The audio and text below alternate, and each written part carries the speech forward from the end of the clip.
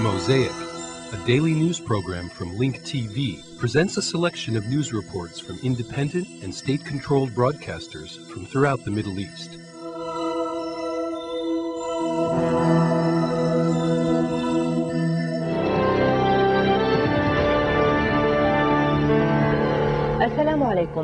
Peace be upon you. 2 U.S. soldiers were killed. One soldier died of his wounds sustained from an attack in northern Baghdad, and the other was killed in an attack west of the city. A series of attacks have shaken the capital of Baghdad. At least 10 missiles were launched at the Palestine and Sheraton hotels and the Ministry of Oil in the center of the city. At least one person was wounded by the attack on the Palestine hotel where foreign reporters reside. The 2 buildings were damaged. Donkey carts were used to carry out these attacks, the same method used previously to hit the Al Rashid Hotel.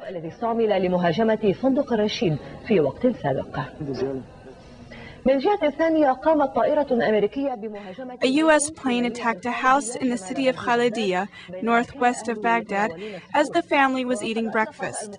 U.S. fighters launched a missile at the home, causing great damage. U.S. forces bombed the house, suspecting that it was being used by fighters who are carrying out attacks against U.S. forces in the region. The U.S. forces have begun a new search campaign in areas surrounding the city of Baquba, northeast of Baghdad. They raided houses of people suspected of being behind recent attacks against U.S. forces. A U.S. source said that they did not find anything on this person in this operation at his home, and that some members of his family were arrested for interrogation. The Shiite leader Muqtada Sadr accused the United States of pressuring the imams of local mosques and threatening them against criticizing the coalition. During a speech at Friday prayers in the Kufa Mosque, south of Baghdad, Sadr told thousands of worshippers that U.S. soldiers are making arrests whenever they feel like it, just like Saddam Hussein's regime used to do, adding that the smaller Satan, Saddam Hussein, has left, but the greater Satan, the United States, has come. 2 U.S. soldiers were killed. One soldier died of his wounds sustained from an attack in northern Baghdad, and the other was killed in an assault west of the capital. Meanwhile, at least 10 missiles were launched at the Palestine and Sheraton hotels and the Ministry of Oil in the center of Baghdad. At least one person was wounded by the attack on the Palestine hotel where foreign reporters reside. The 2 buildings were also damaged. Donkey carts were used to carry out these attacks, the same method used previously against the Al Rashid Hotel.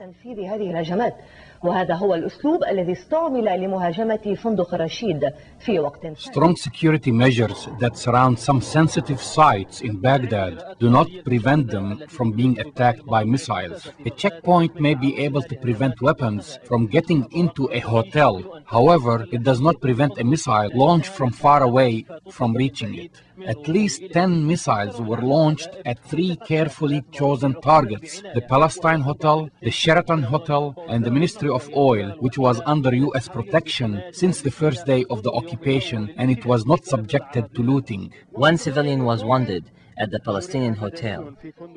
The weapons used in the attack were launched from a locally made missile launcher. It was launched from a donkey cart. These attacks did not claim any lives. They did cause damage to both the Palestine and Sheraton hotels, where foreigners stay. The attacks confirm that there is no safe place in the Iraqi capital of Baghdad. The perpetrators of these attacks are able to hit any site, no matter how much the security measures protect it. Luckily, the Ministry of Oil was unoccupied when it was hit, because Friday is a holiday in Iraq. We heard the explosions and saw the pieces of the wall throughout the hotel. It was unbelievable.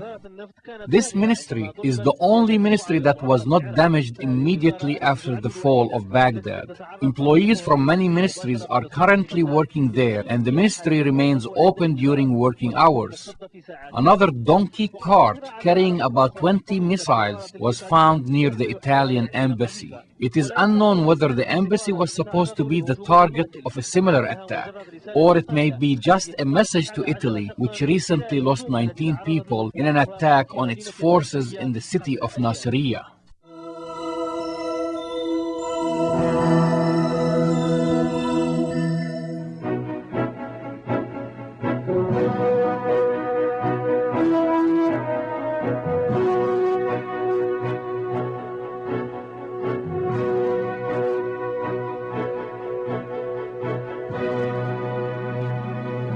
While Israel tightened measures prevented thousands of worshippers in Holy Jerusalem from reviving the 27th night of the holy month of Ramadan at the Holy Aqsa Mosque, as big numbers of Israeli troops deployed at the Old Town set checkpoints to bar citizens from reaching the yards of the Holy Aqsa Mosque.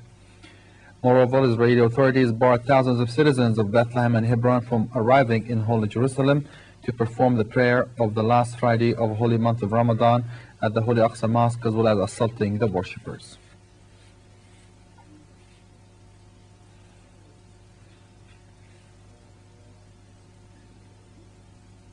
The leader of the Lebanese movement, Hezbollah, threatened on Friday to strike at the heart of Israel if Israel acted on threats to attack Lebanon or Syria. It is true that the Israeli Air Force is powerful, but if they attack our people or our Syrian brothers, it is our legitimate right to strike not only the border regions, but anywhere we can, Hassan Nasrallah charged. The arm of resistance is long and its counterattack will be beyond all expectations, he told thousands of supporters in Beirut in a speech to mark Jerusalem Day, the last Friday of the Muslim holy month of Ramadan. Turkey said on Friday it had made several arrests over the deadly bombings of British targets in Istanbul, as Al-Qaeda claimed it was behind the attacks and warned of more bloodshed. Al-Qaeda and its associates throughout the world are the ones that carried out the two swift attacks in Istanbul, said a message received by the Saudi newspaper Al-Majallah. The network also threatened the United States and Japan with new operations, as Washington and London warned of new attacks, and countries around the globe stepped up security around sensitive sites. Turkish investigators were working around the clock searching through the rubble at the British consulate and the headquarters of Britain's biggest bank, HSBC, with Britain dispatching its own anti-terror experts to help.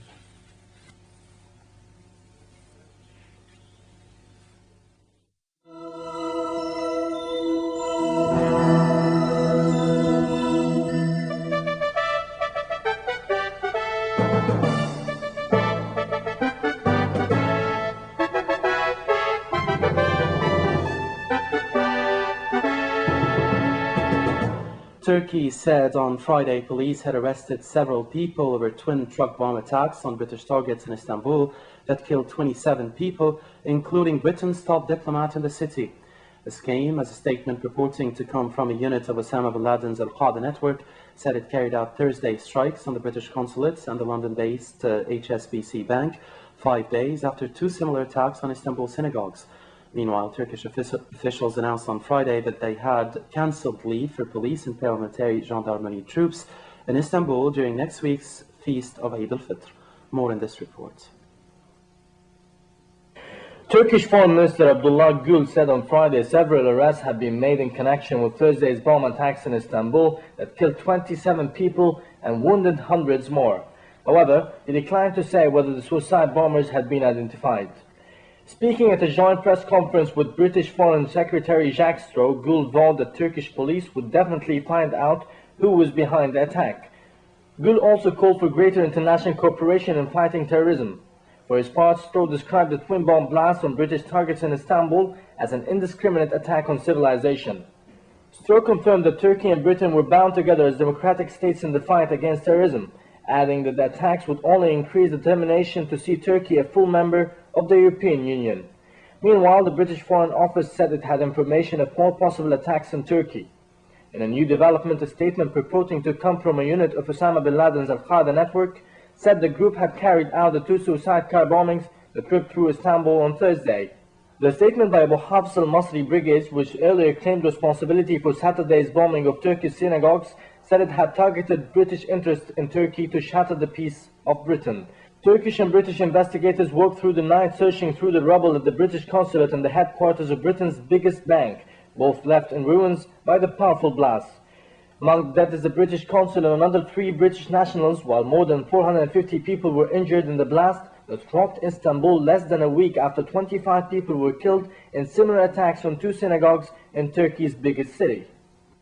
U.S. President George W. Bush, meanwhile, on Friday said Turkey was now a battleground in the war on global terrorism and offered U.S. help following bombings a day earlier against British targets in Istanbul.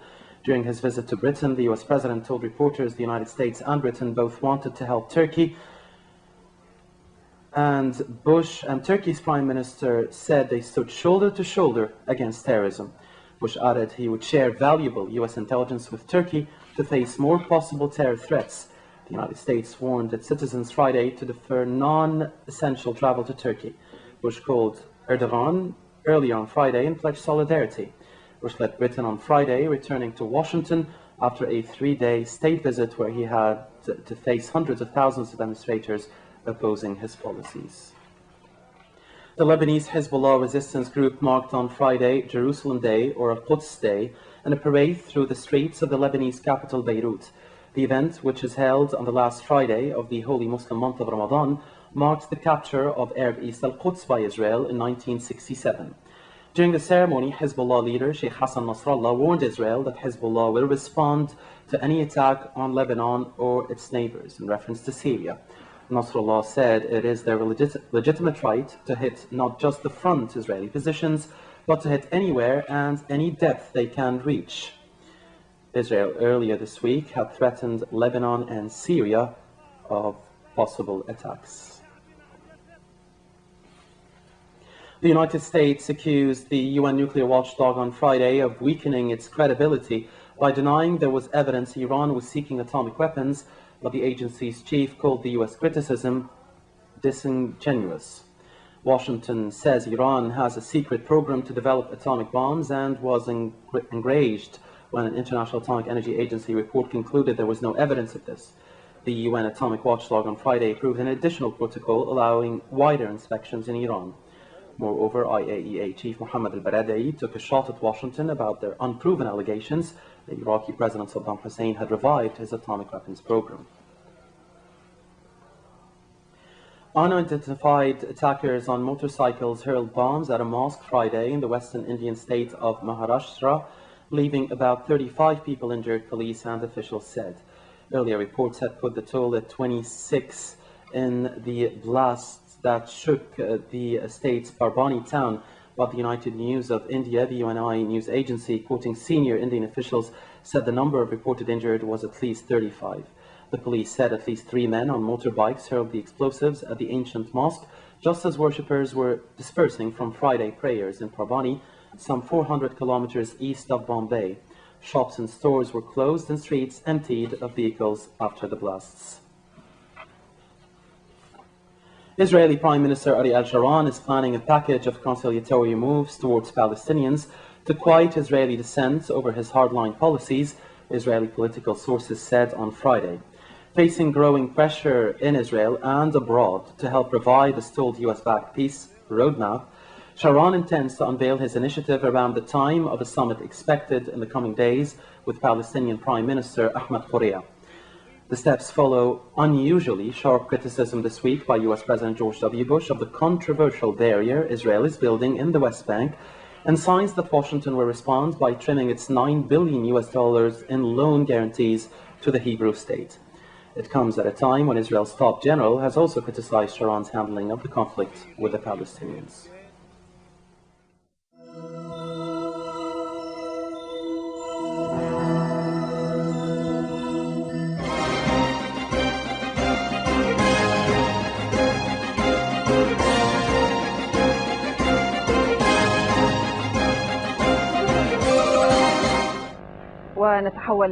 The latest news about the explosion of the 2 Jewish synagogues in Istanbul indicate that the death toll has risen to 24, after the body of an older Jewish man was pulled from underneath the rubble. The Turkish Prime Minister Recep Erdogan said that his country is investigating Al-Qaeda's claim of responsibility for the 2 terrorist attacks. Al-Quds Al-Arabi, a newspaper based in London, received a letter from the Egyptian Abi al-Has Brigades, which is affiliated with Al-Qaeda, claiming responsibility for the attacks on the 2 synagogues and threatening wide-scale attacks against Britain, Italy, Germany, and Japan. Meanwhile, a peaceful demonstration took place in Istanbul with the theme Coexistence and Peace. The municipality of Istanbul organized the demonstration as a way to condemn the 2 terrorist attacks. The Turkish authorities arrested 5 Turkish citizens suspected of planning for another terrorist attack on a Turkish police station.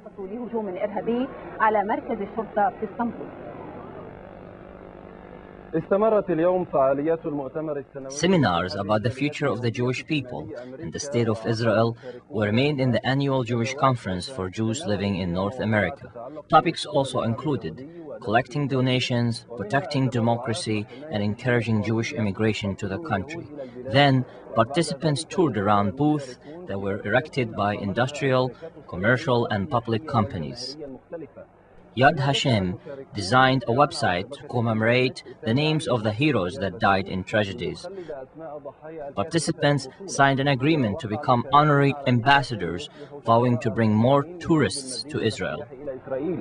وقال رئيس الوزراء أرييل شارون في كلمة ألقاها أمامهم الليلة الماضية إن ظواهر اللاسامية ما زالت قائمة. Prime Minister Ariel Sharon gave a speech in the conference, saying that while Israel continues to fight terrorism, it also continues to extend its arms for peace. During the last few years, our enemies have risen against us again.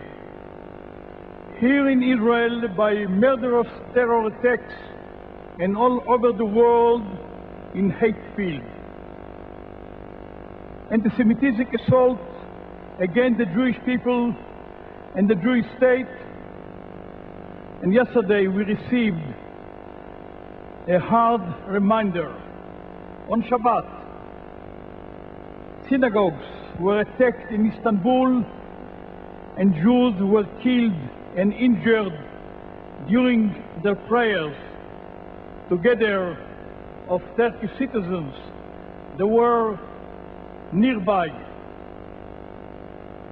Our enemies have yet to understand that the Jewish people cannot be broken. We will never give in to terror.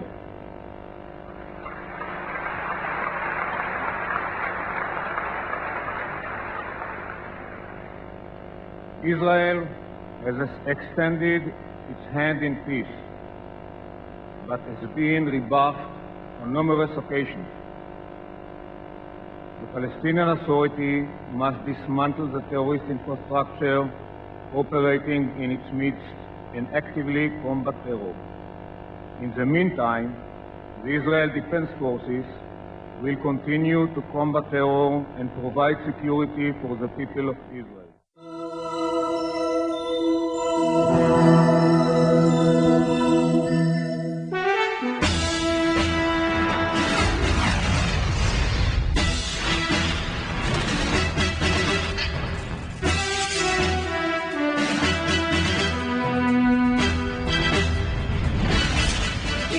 Secretary Donald Rumsfeld began a two-day visit to South Korea on Monday, his first since taking office nearly 3 years ago, with lingering questions about a plan to consolidate his country's bases and end its military presence in the South Korean capital of Seoul. This report has more. U.S. Defense Secretary Donald Rumsfeld met with South Korean President Roh Moo-hyun at the Blue House on Monday and discussed various bilateral matters following a security consultative meeting at the Defense Ministry. Visiting correspondent Paul Report said Secretary Rumsfeld had told President Roh that today's defense talks had been the most substantive meeting the allies had ever had. He discussed bilateral security and Pentagon plans to realign the U.S. military global footprint so to assure the South Koreans that they would not be left vulnerable to the North's large army. This alliance has been successful for 50 years. It is an enormously successful record. And it's been successful because we have had the ability to deter and defend and, if necessary, prevail. And that has been well understood. I can assure you it will be well understood in the years ahead. And needless to say, neither of our governments would do anything that would in any way weaken the deterrent and the capability to defend. He also urged North Korea to verifiably and irreversibly dismantle its nuclear weapons programs. Throughout his trip, Rumsfeld has insisted that there were no plans for a possible withdrawal of some of the U.S. troops in South Korea.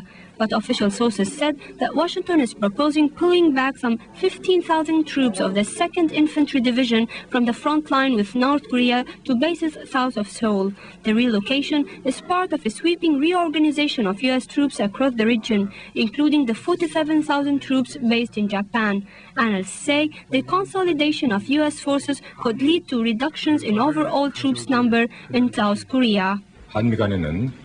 We are moving forward with plans to bring about Yongsan relocation and the redeployment of 2nd Infantry Division. However, during today's meeting, we did not have any discussions regarding any possible reduction of U.S. forces, and I believe that we have not yet reached that stage to bring about that discussion.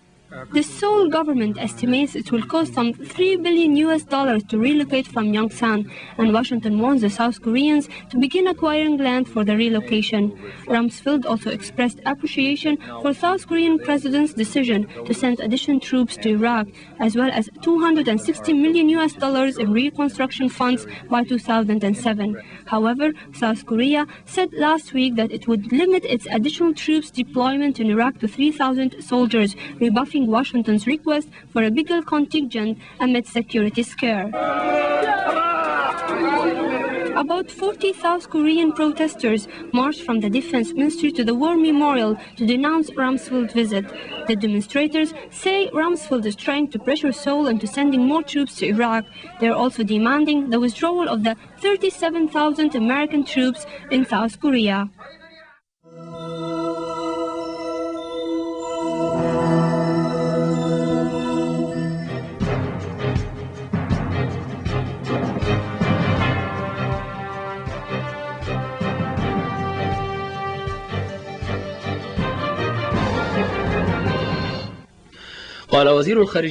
During President George Bush's trip to London, U.S. Secretary of State Colin Powell announced that the United States may hand over British Guantanamo prisoners to the United Kingdom.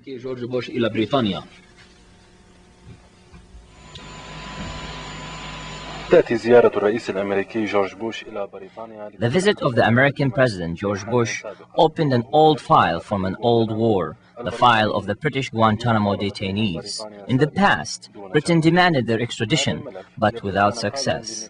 However, it seems that Bush is now willing to open this file for negotiations as a goodwill gesture during his visit, which may help ease criticism against Tony Blair. The perception is that Tony Blair blindly followed Bush and misled the British people about the necessity of the war. It has been 2 years since 9 British citizens and 680 others have been held in Guantanamo Bay. None of them have been charged with any allegations or tried by any court. This illegal situation compelled human rights organizations to demand that the United States treat the detainees according to international law. However, U.S. considers them as foreign combatants. United States Secretary of State Colin Powell announced that he expects the problem of the British Guantanamo detainees to be solved in the near future. It did not turn out that way. I can assure you that President Bush understands the views of the Prime Minister and the British people very well. We are very hopeful that we can solve this problem in the near future. If the two countries can reach an agreement concerning the extradition of detainees, then the door will be open to other nations to demand the extradition of their own citizens. Otherwise, the United States will be using double standards between its allies and other countries.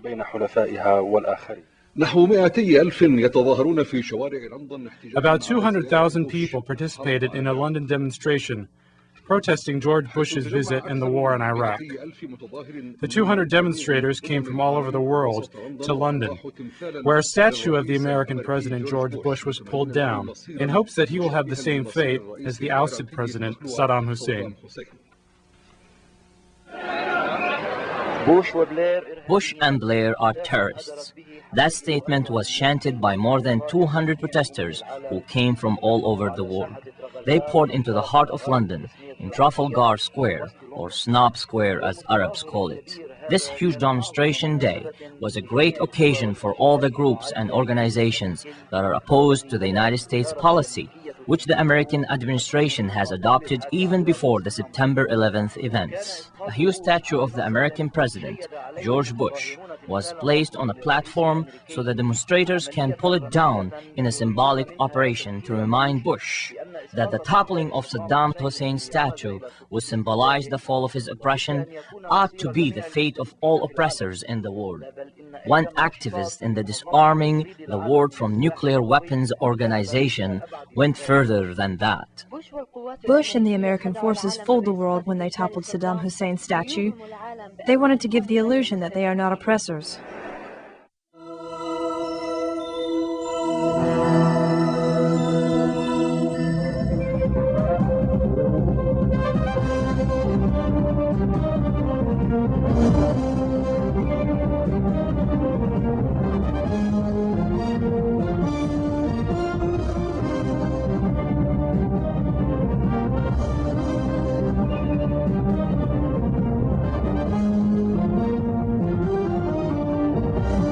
President Bashar al-Assad issued today Act number 30, which allows for specialists at hospitals and medical establishments to transplant human organs. The Act defines the conditions that should be followed before carrying out any transplantation operation. Israeli occupation troops made an incursion into the West Bank today, arresting 5 Palestinians as the Israeli government announces that it rejects the UN Security Council resolution concerning the roadmap.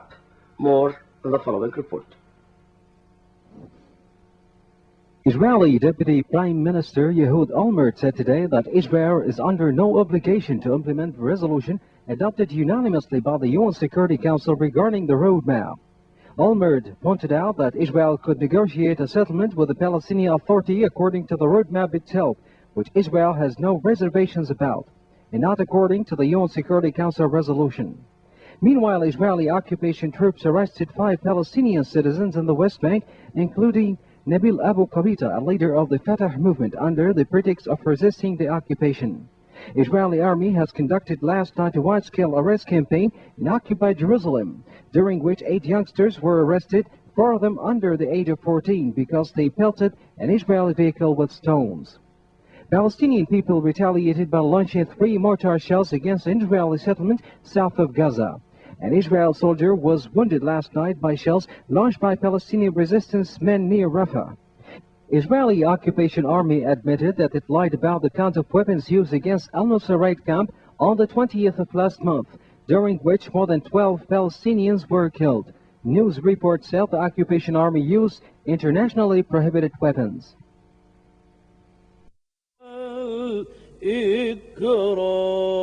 إكرامي فودعوا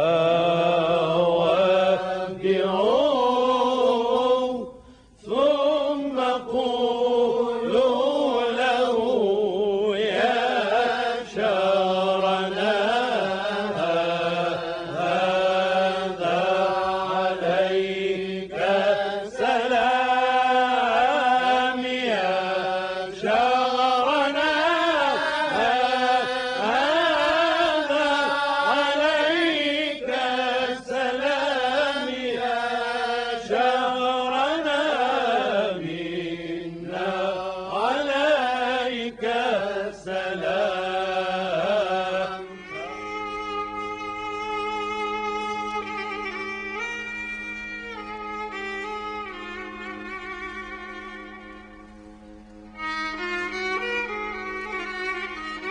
Mosaic is made possible by a grant from the John S. and James L. Knight Foundation, which promotes journalism excellence worldwide and invests in the vitality of 26 U.S. communities, and the William and Flora Hewlett Foundation.